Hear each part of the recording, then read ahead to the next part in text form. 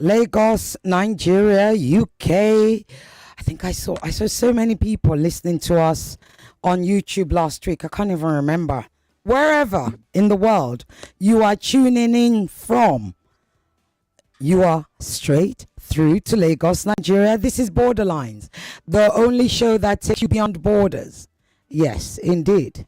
Today we're going far away from Africa. Indeed. I can see my guest is he's super funny, but he's not here to give us his free talent in that way. He's here to talk to us about something much more serious that you all know we've spoken about many, many times. Indeed, we are the leading show that talks about it, that has educated all of you on it. And it is Israel, Gaza, Palestine, geopolitics, US, UK, Ireland, you name it, EU. Right. So something happened. Have you ever heard of the Glastonbury Festival, those of you in Nigeria? If you hadn't, up until last week, you would have heard about it by now if you are on social media. So last week, the Glastonbury Festival is easily the largest music festival in Europe, possibly in the UK, certainly in the UK, but possibly across Europe. If you've not heard of kneecap, the spelling is your knee, cap, CAP. Please Google them so you can follow this conversation. Kneecap, they are young, they are crazy, they are talented, they're wild, they're funk, they're rock. You know what that means? They're punk. That means they don't care. Right? They do not care. And then just as we were getting over kneecap, because I'm going to let our guests tell us about kneecap and what they've done wrong and how they've upset everybody. As we were getting over kneecap, or at least secretly praying that, they're not going to end in prison, not that they cared, then comes along Bob Dylan. Yeah, V with a Victor. V, not Dylan. Don't get it mixed up. Bob Dylan, I understand, is possibly a Zionist. I don't know from what I've read. I may be wrong. Oh, my guest is so funny. You can see he's laughing. I'm trying to be like him, but he's shown me that I'm not. Yes, Bob Dylan, right? Locks. Think Bob Marley with a slightly smaller head, cute, good looking, long, very long locks, light skinned, comes along and he shouts at Glastonbury, "Death to the IDF." That's the Israeli Defense Force, IDF. And all hell broke loose. Oh gosh, did all hell broke loose. Tadhg, have I pronounced your name properly? Yeah, beautifully, beautifully. Thanks for having me. Absolute honor to be here. Oh, it's an honor to have you. I follow you. And I laugh and I love what you do.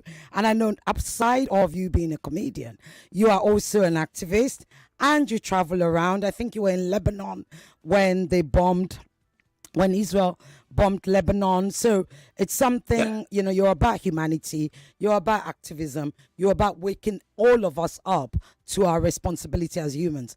Lagos, Nigeria, wherever you're listening from.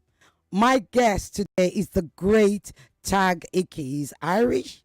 I know you know what that means, right? They don't mess. The Irish are like the white Nigerians. They don't mess. We share something in common with Ireland, don't we? Guinness. Did you know that Ireland, Yeah. Nigeria is the only other country where Guinness is produced? And there's this thing about which Guinness is better, the Irish Guinness, which is the original Guinness, or the Nigerian Guinness. I'm not getting involved. We also share British colonialism hanging over our heads. Absolutely. I mean, I grew up in the UK and I remember the days of the IRA and how they were demonized and all sorts of things. Margaret Thatcher, gosh, I say no more. So talk to us. I'd like you to educate or at least enlighten our guests to kneecap and what they've done wrong, and Bob Dylan and how they connect. Yeah, no problem. So kneecap, for your listeners, are from the north of Ireland. So they would have grown up under occupation, effectively, because the north of Ireland is still under British rule. And so they were brought up in a community where they were probably still, and certainly their parents would have been treated as second-class citizens. And there was a Irish Republican movement in the north, effectively Irish resistance to British rule in the north, and as you say, the IRA were the military side of that. But it was also, just like the Palestinian resistance, it was resistance, cultural, language. There's a massive resurgence in the Irish language in the north. It's across the island, but particularly in the north.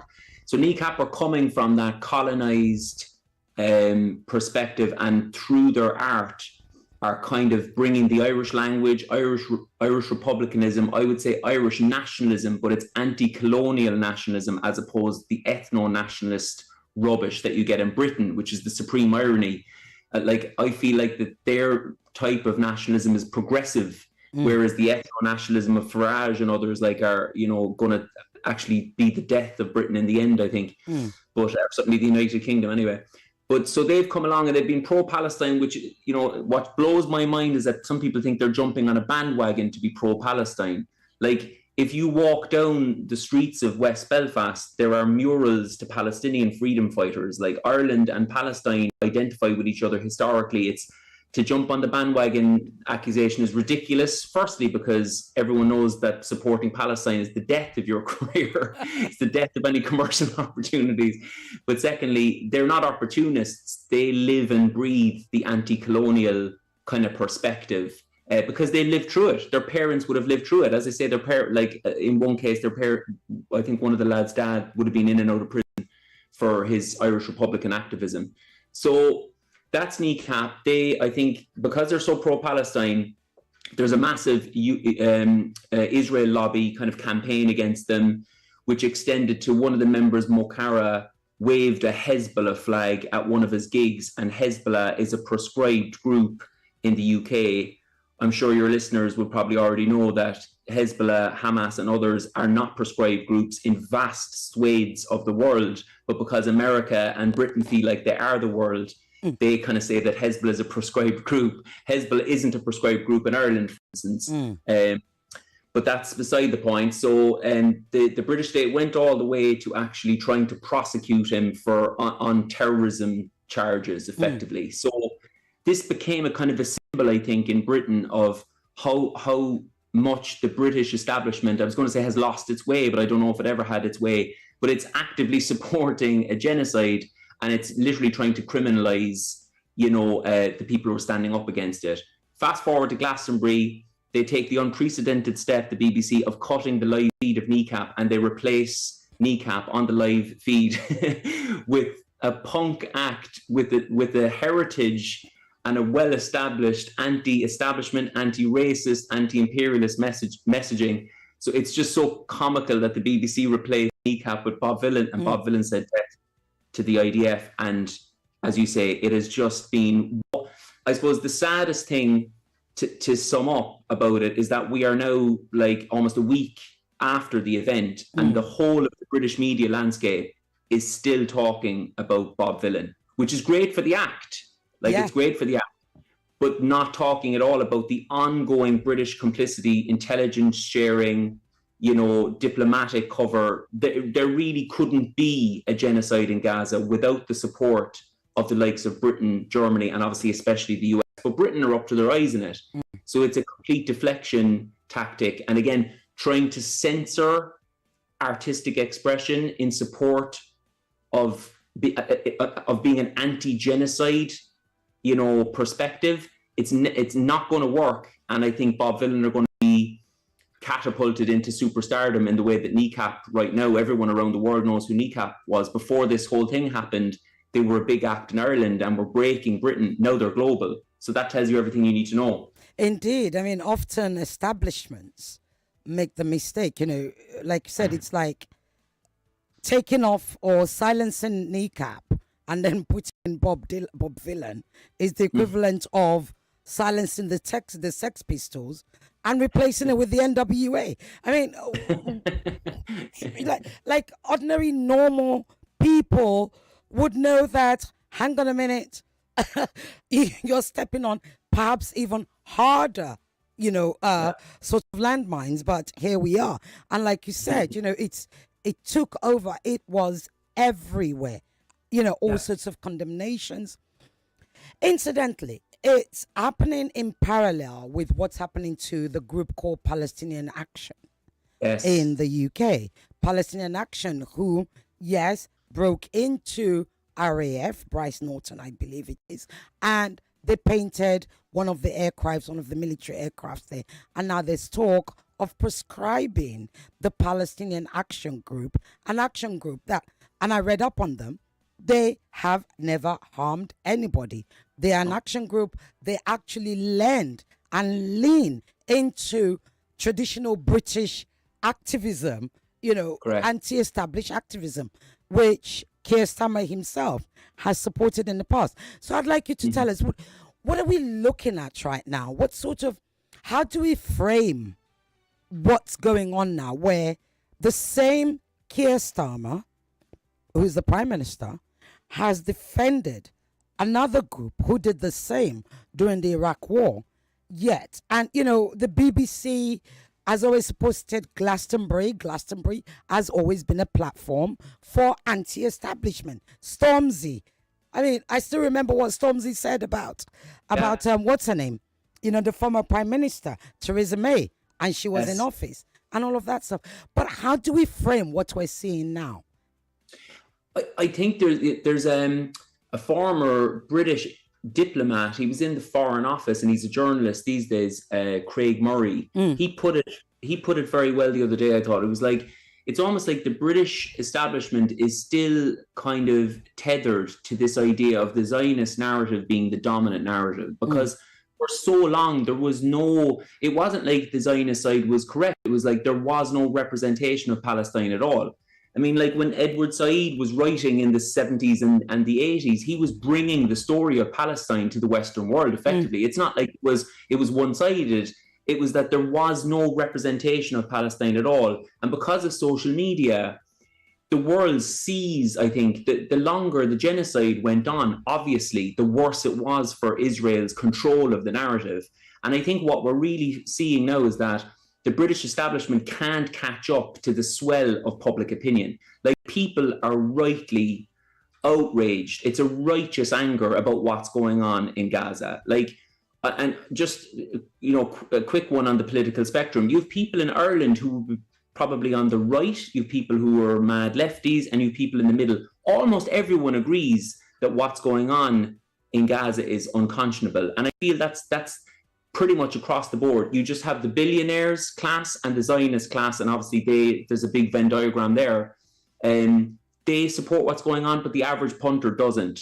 So I think Britain is being forced into these more and more ludicrous situations because it can't react to the public swell of opinion. So you're getting them they want to put Palestine Action effectively on the same tier as, say, ISIS. So it's a group of people, as you say, they've never harmed somebody. And the reason why they're being criminalized as well, and it's the same with kneecap, it's the same with anything that the Israel lobby go after, it's because they're so successful. They're so powerful. They've got a really strong aesthetic. It feels like a real grassroots movement. The organization of it, it's very clever because it's not really centralized. Anybody can join for a particular action, and then you can kind of move back out of it. You're reasonably well protected when you go and do something and there's an attempt to criminalize you for it. So anything that's powerful, the Israel lobby goes after, right? I think we can all agree on that.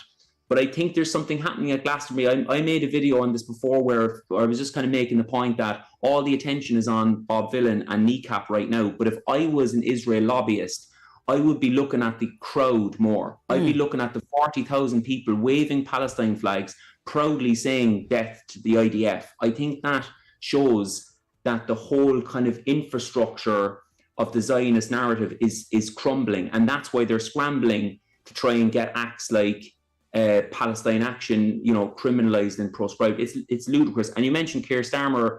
I think the guys in Declassified UK have rightly said he doesn't stand for anything. He's a classic kind of careerist. So yeah, he was decent on the Iraq War, but that's an anomaly overall in a career where he has always sided with power. So I wouldn't go with the argument that, he's abandoned his leftism. Like to say that he's a lefty, I think is a little bit of an insult to people who are actually on the left in politics, So he just goes whichever way the wind blows. But I feel like he's, in this particular instance, because he doesn't have a sense of what's going on the ground with people, I don't think he can't quite get his head around how strong this feeling of, as I say, righteous anger with what Israel is doing, backed by Britain. I think it's a tornado and it can't be stopped, actually. And I think that's quite exciting, that when it really comes down to it, the ordinary person on the street has got a good heart and a good soul. I think that's what I'm taking away from the swell of support for Palestine all over the world right now. Indeed. I mean, it's funny you should say that. A friend of mine said the same thing just this week, that his belief in humanity has been reignited and solidified from what he's seen, irrespective of where you are. It's a case of what is right, what is wrong, who is the bully and who is being bullied, to put it lightly. You make a good point about how the British government had literally found themselves in stuck between a rock and a hard place. You've got the people on one side who make up the society, and they've got their commitment to Israel and their allies on the other side. Is it possible for Britain to actually break off that, alignment is the word I'm looking for, with Israel, without actually upsetting their friends in NATO? I think their hand will have to be forced, I suppose, is the short answer to that question. I mean, like, power and money, these people, the billionaire class, they're not going to be like, you can't sweet talk them into doing the right thing, So this, like, tethering to Israel from the British and the American perspective, the only way you will break it is if there's a swell of people who demand that it's broken. That's the only thing that will actually break it. So if you look at what's happening in the States at the moment, with Mandani getting in as the Democratic candidate for mayor, like, that is absolutely massive. I think he was like, Como outspent him 20-1, and he still came through on a democratic socialist policy. But let's not kid ourselves, he kind of came through on a criticism of Israel policy as well. And if they like the Israel lobby have all the money that in the world that they want to spend on that campaign, and they still couldn't win, like, that is very, very exciting. And that, I think, shows us that if you can defeat the Israel lobby in New York, which is like the stronghold of Zionism in the Western world outside of probably Tel Aviv, then it's possible everywhere. And there's an exciting development right now as well in Britain with Jeremy Corbyn starting a new party. That's, I think, a very exciting development. But to answer your question directly, there won't be a negotiated break with Israel. It'll have to be a people-led revolt against the system itself. And look, I'm an old-fashioned lefty. I think it's class war. I mean, if you look very closely at the moment, the people, the ordinary people, working people, are completely and utterly for Palestinian humanity and human rights. And the billionaire class are so, up to their eyes in the war machine that it's very much a class war, isn't it? I mean, like, we both love Francesca Albanese, and she has spent so much time detailing that, like, this genocide is very lucrative for a lot of businesses. So you literally have the billionaire class that don't want this genocide to end because it's making them more money. If that doesn't wake people up to the fact that, like, we're already in a class war, so we can either lie down to these billionaires and let them continue to mass murder, our brothers and sisters in Palestine and around the world. I mean, the focus is on Palestine right now, but colonialism is everywhere, always working its machinations. So we can either fight back or we can lay down and die. I think that's what the situation that we're being, that we're thrown into.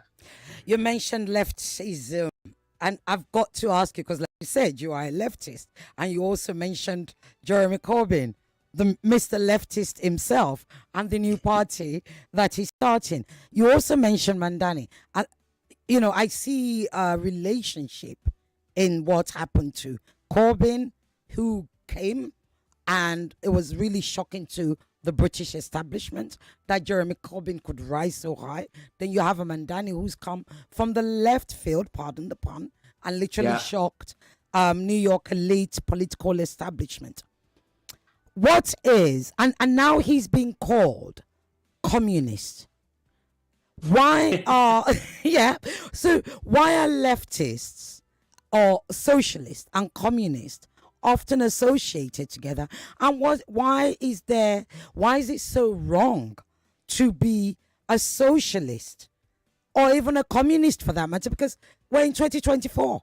We know communism to be something that it wasn't, that they told us it was, and it isn't. So what's going on there? Some of the I'm sure you've seen some of the interviews with them on like major American. I mean, these are not like, it wasn't Fox News. I think it was NBC or even CNN had interviews with them where they were basically kind of saying, "Look, are you basically for the gulags? Yes.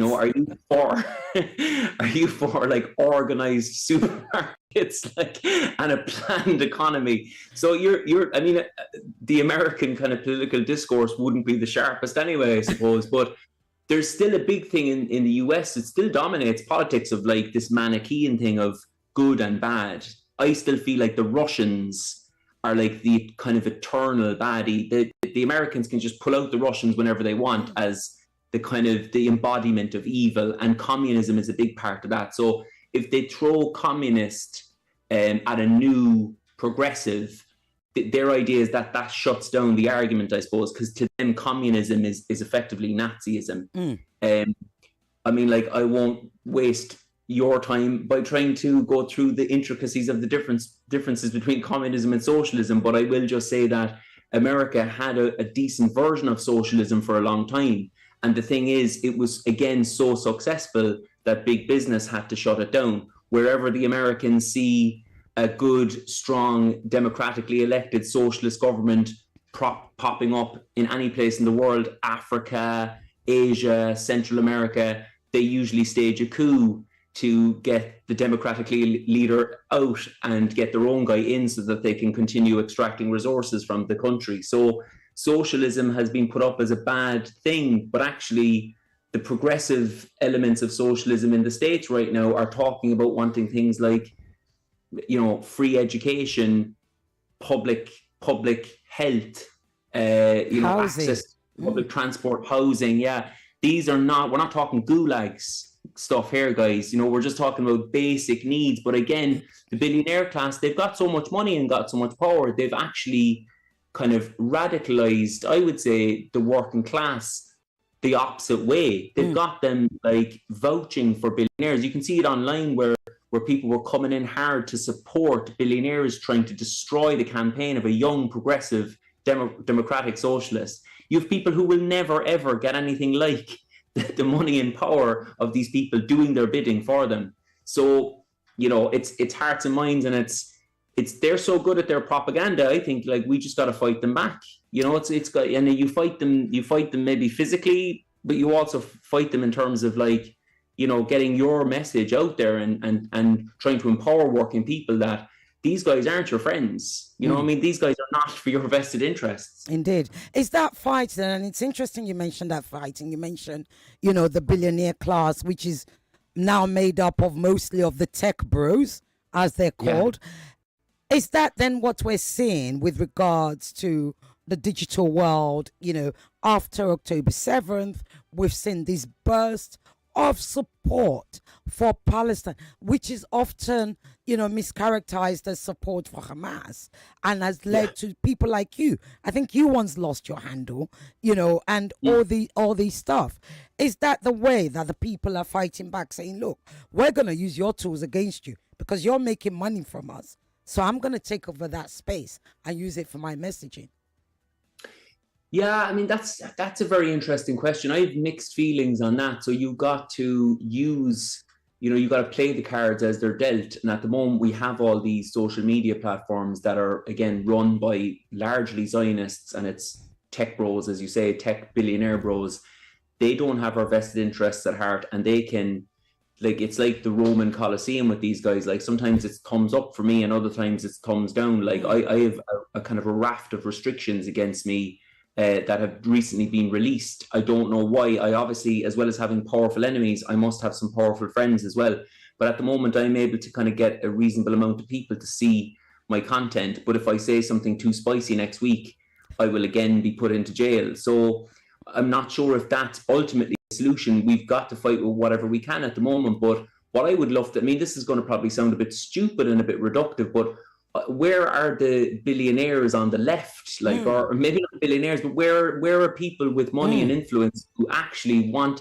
Maybe they might be getting on in years and they've kind of completed capitalism and they're coming towards the end and they're like, what has this really done for me? Like, I would like to see those people. Some people come along and say, I want to build something here and I'd like to add a little bit of financial heft to it. I'd love to see it. There actually is an alternative social media platform being developed by a Palestinian. People can go and check that out afterwards. I'm actually not even sure what the name of it is, but I just saw something today. That's exciting. I think we need to build more new systems. But the big thing, I think, to go back to what you originally said about, for instance, IRA and other forms of resistance, we need a wider conversation as well, I think, about if somebody is to say that they support a resistance movement, that they're necessarily eliminated from the conversation. That's it's not healthy. It's madness to say that you right now in Britain you can walk down the road waving an Israel flag saying you support the IDF 100%, and nobody will. There'll be no police intervention whatsoever. But if you even speak about Hamas in a podcast and don't condemn them, you will undoubtedly have the police come to your house and seize your materials and your devices. How on earth could there possibly be peace if by simply speaking about one of the sides in a conflict is criminalized?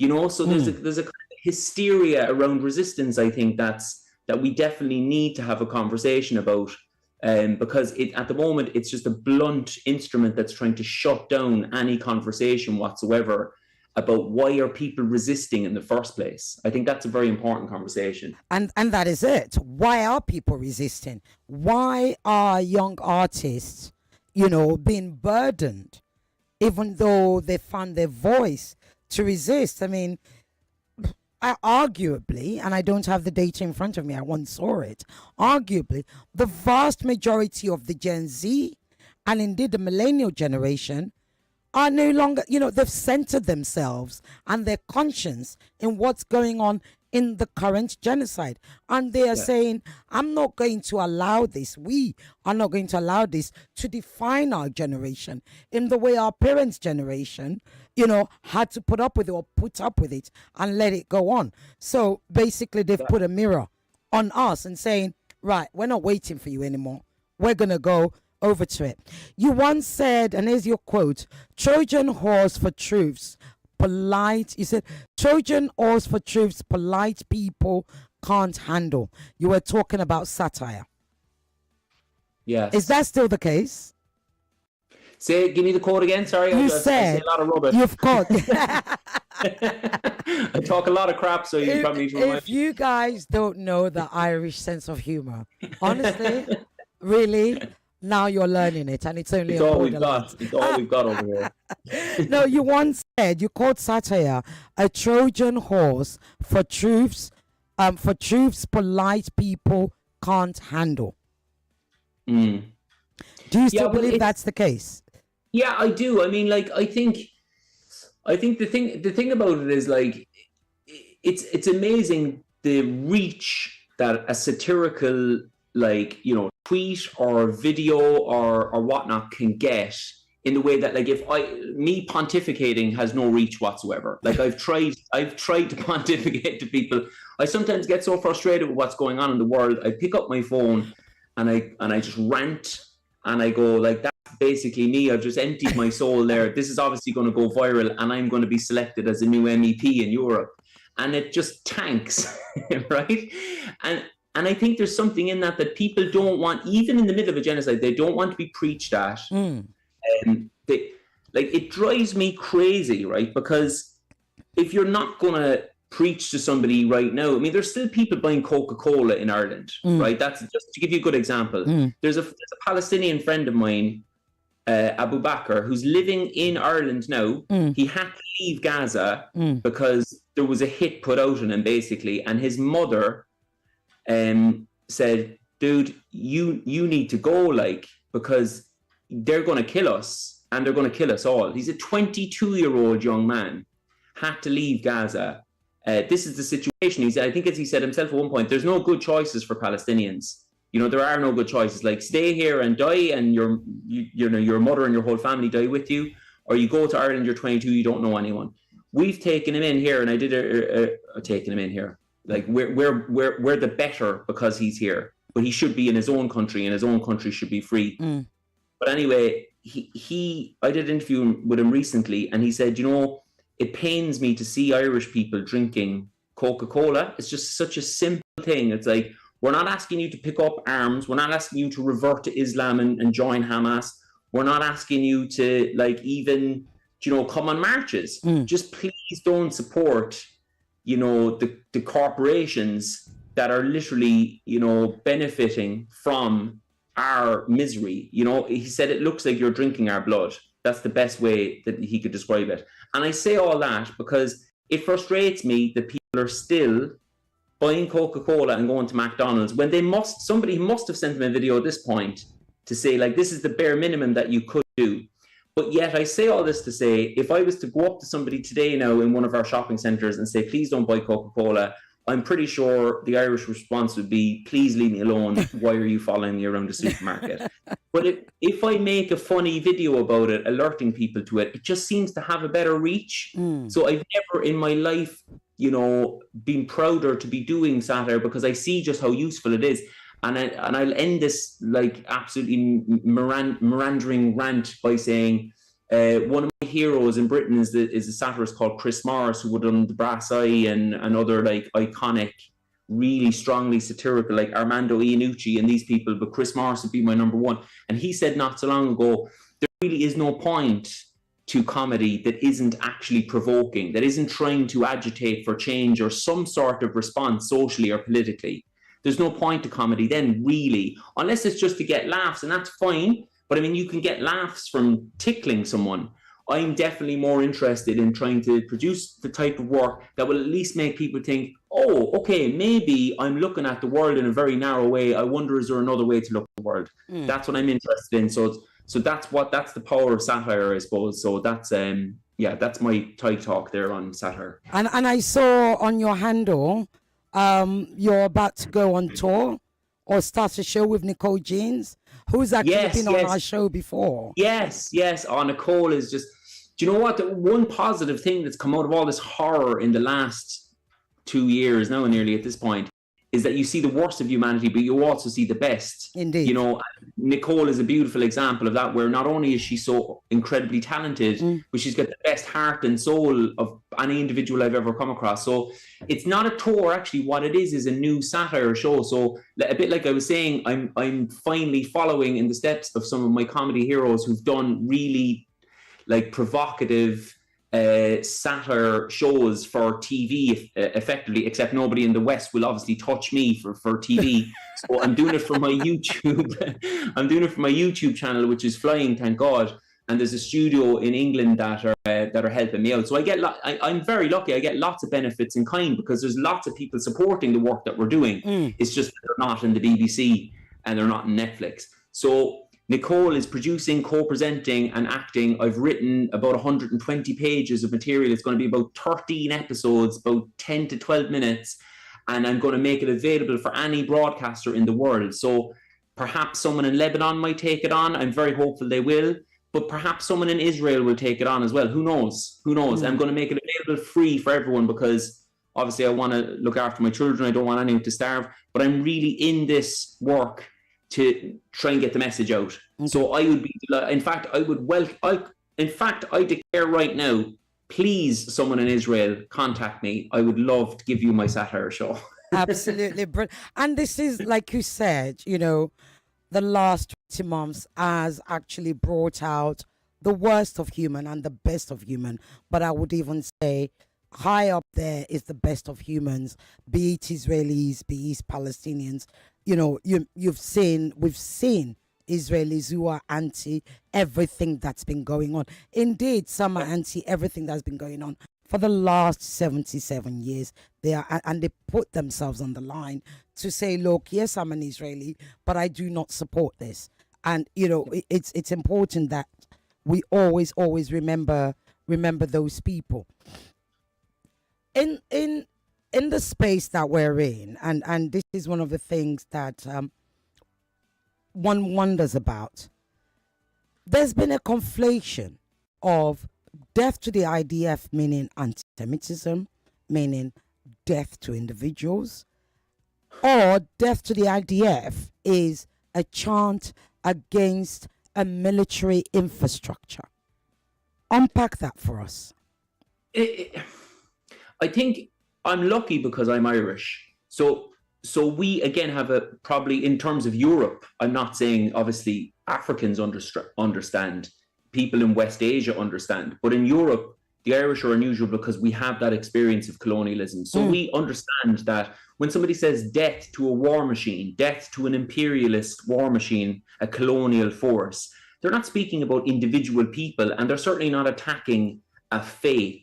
You know, it has nothing to do with that. Like, you know, there's a real exceptionalism, I think.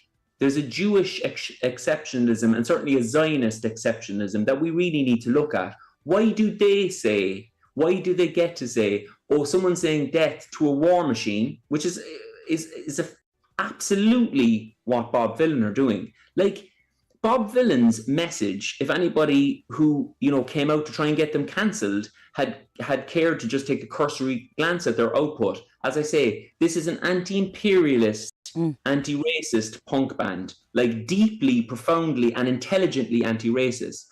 How would they then suddenly become anti-Semitic? You know, like there's a kind of an exceptionalism where it's, yeah, like you've been masquerading as anti-racist your whole career, but actually you're anti-Semitic now out of nowhere. Like it's this type of exceptionalism, I think, that's just mental. You know, like I was reading recently that there's 23 or 24 Holocaust memorials in Britain. There's like, now, as far as I understand, guys, like I have a limited understanding of history, but Britain likes to kind of present itself as the good guys, one of the good guys in World War II, yet they've taken it on themselves to have 23 or 24 memorials to the Holocaust. How many memorials are there to British atrocities in Africa, in Britain, like to the Kikuyu people in Kenya? How many memorials are there to those? I'll tell you how many. 0. How many memorials are there to atrocities in Ireland, the so-called famine, the plantations? 0. How many memorials Sunday, are Bloody there? Sunday. Correct. I think they extracted about $45 trillion of wealth from India, partitioned the country and killed like millions in the various famines, obviously the Bengal famine being a very famous one. How many memorials to that? 0. So there's an exceptionalism, I think, around the Zionists, thankfully I think those days are gone. Those days are gone because particularly younger people are waking up going, hold on a second, Bob Vylan is an anti-racist act. Why would they suddenly become anti-Semitic? Why would they suddenly start calling for the death of Jewish people? Because they're not. What they're calling for is, in my opinion, is the death of imperialism, the death of the modern face of imperialism. It's a decolonizing act. It's a decolonizing message. And what they're really screaming to and don't forget, they're not screaming into the void.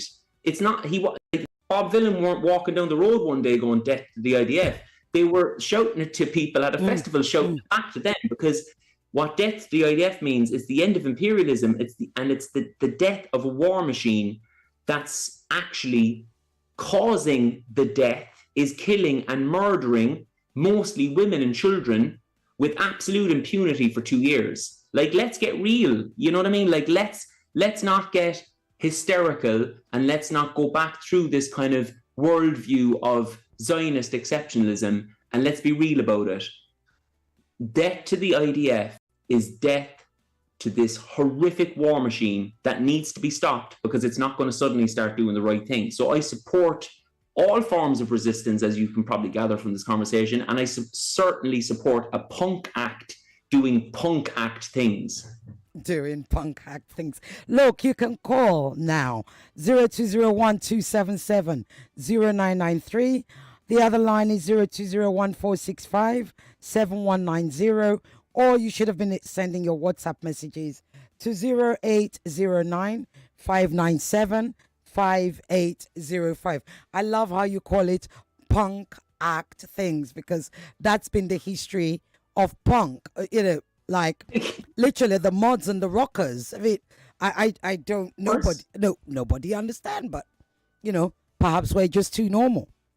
And where are the other punk acts? Exactly. Like, I'm sure both of us grew up listening to acts that were provocative. That's how I got interested in music. Like, where are the rest of them now? Like, the amount of support for Bob Vylan as well has been paltry because so many other acts that should be supporting him have been captured. They've been captured by the billionaire class, and they're happy enough to have their wares, you know, thrown all over the internet to make billionaires more money, and they get basic crumbs from the king's table. And yeah, I think we've completely lost our edge. We've become homogenized, and a punk act doing punk things actually does seem a bit radical these days, sadly.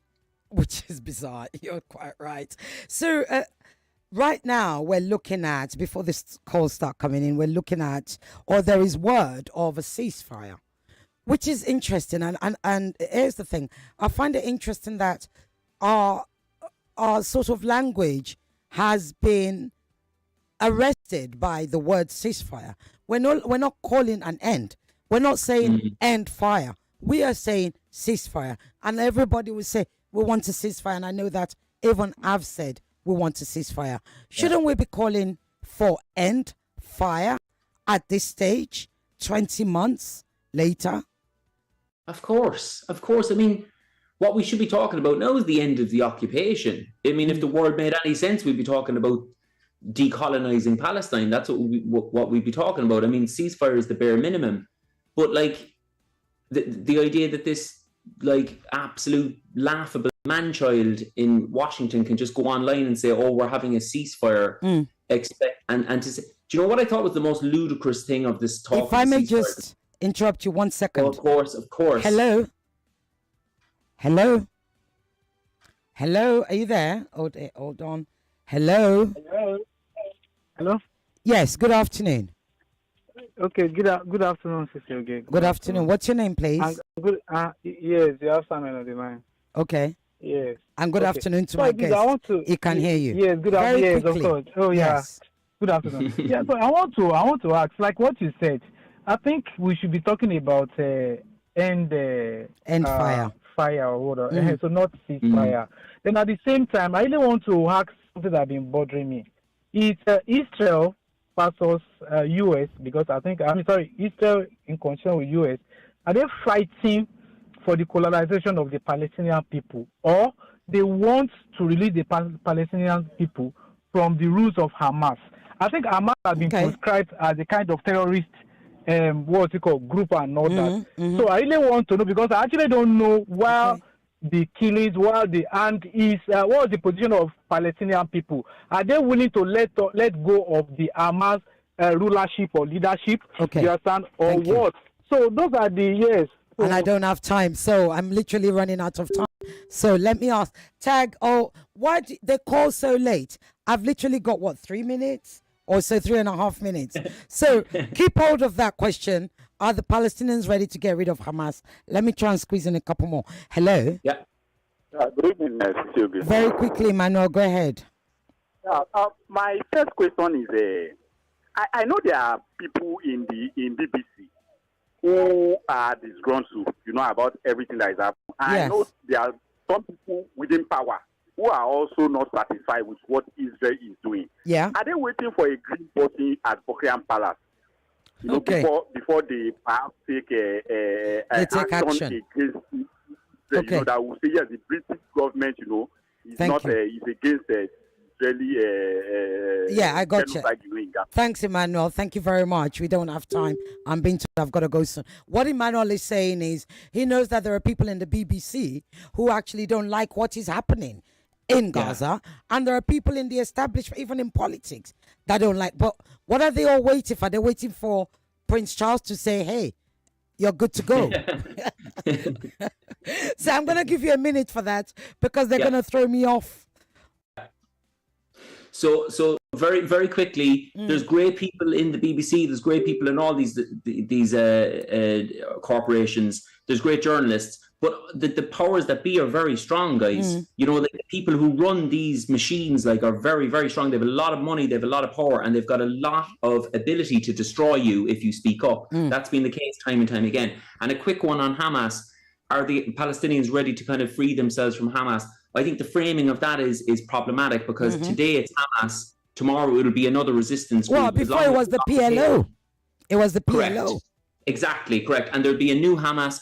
And I think it's also important to remember that Hamas is made up of largely orphaned Palestinians who had their families murdered and their house and their school and the place that they love brutalized by an occupation force. They were brought up in an open-air concentration camp. So it's up to you then whether you want to lie down and die as a second-class citizen politely or whether you want to fight back. Those people have chose to fight back. And I think for anybody, particularly in the West, to condemn those people, to me, is laughable. Again, we've got a rich history of resistance in Ireland, so I would have to condemn my own people if I condemn Palestinian people for fighting back against imperialism. Thank you. Hello. Hello. Hello, Sister Oge. Good afternoon.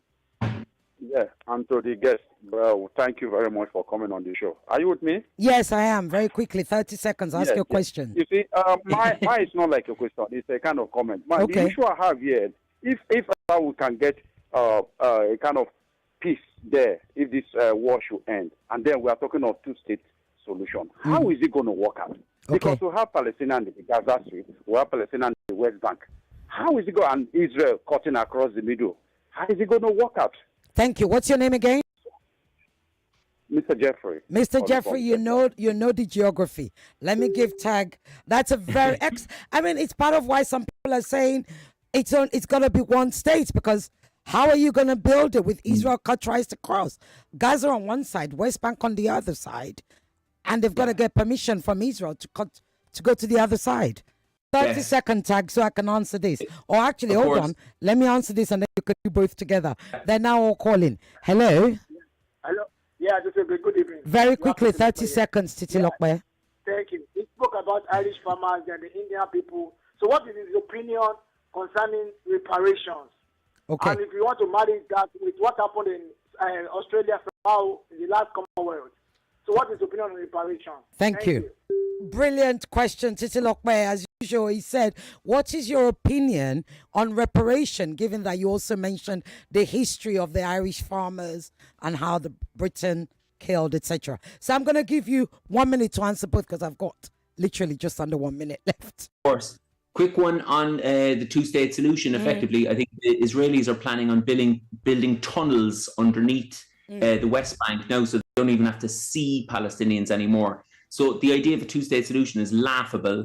I think there can only be a one-state solution right now, and I would put it over to Palestinians who are the historic owners of the land to lead that conversation. But I think a two-state solution is laughable as long as the Israelis continue kind of thieving land that isn't theirs and the settlements continue.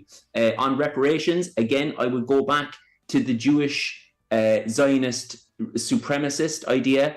The Germans are currently still paying reparations for the Holocaust. I see no difference whatsoever for the reparations that's owed so many countries in the Levant, obviously pretty much the whole of Africa, and definitely my own country in Ireland as well. Either reparations are a thing for all of us, or there seems to be a hierarchy of human beings, and I, for one, do not believe in a hierarchy of human beings whatsoever. So either no reparations or reparations for all. Excellent. I'm going to sneak this in for the last 10 seconds. Hi, I'm Samantha.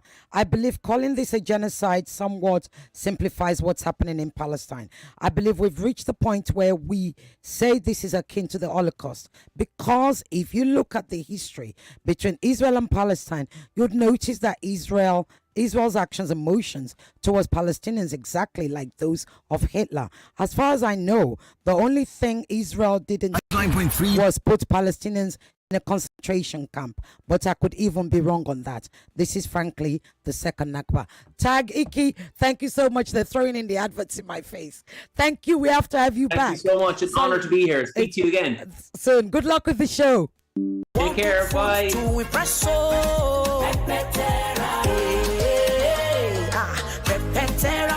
Whether it's jollof or na stew, even for porridge or spaghetti. 99.3 Nigeria Info. We are more than just radio. Subscribe to our YouTube channel at Nigeria Info FM. Check us out on Facebook at Nigeria Info 99.3. Follow us on Twitter at Nigeria Info FM and on Instagram at Nigeria Info FM Lagos for live updates as it happens.